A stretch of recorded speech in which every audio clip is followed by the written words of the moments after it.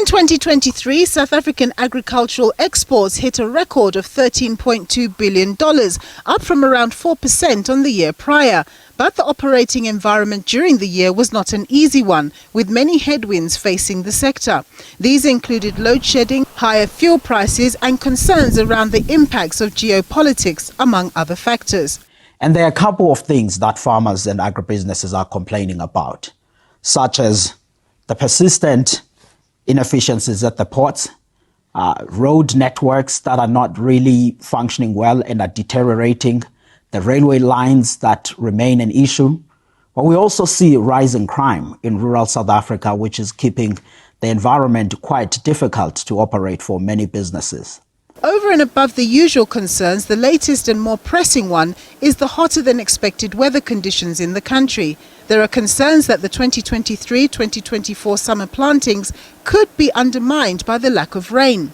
It is really only around about February where conditions intensified and caused great damage, particularly for the folks that are in the grains and the oilseed sector, where irrigation is really minimal. Even at the recent Monetary Policy Committee media briefing, Reserve Bank Governor Lisicha Kganyago also raised potential inflation risk concerns when it comes to the country's crops, saying South Africa's food-growing sector had arrived at a difficult juncture. Official national crop estimates see maize output in May coming down by 26%. Food inflation has now slowed, but this is a critical time in the growing season, and the weather has been unusually hot and dry, which may cause food inflation to pick up again. Meanwhile, livestock farmers are very concerned about the current hot conditions in terms of animals' access to water and nutrition, while also still reeling from animal diseases that hit the sector last year. They remain quite worried about the animal health issues. Yes, last year we struggled with many diseases, foot and mouth disease in cattle, avian influenza in poultry, African swine fever amongst the piggery folks.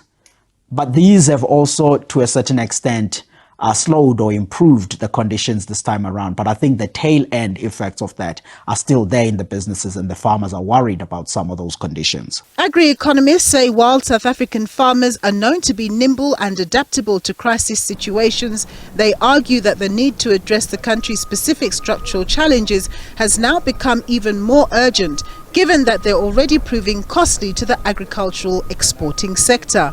However, the prevailing logistical and infrastructure issues cannot be outweighed by their ability and to produce. Therefore, for this export-oriented sector, it's very important that the logistical constraints be addressed as a matter of urgency. And it's also very important that we retain the traditional export markets that we currently have, as well as try to access new export markets. Given the agricultural sector's long-term potential, farmers' confidence is expected to increase once structural issues are seen to be addressed. Meanwhile, South Africans will need to brace themselves for potentially higher food prices as high-temperature conditions show no signs of letting up. Nompumelelo Siziba, SABC News, Johannesburg.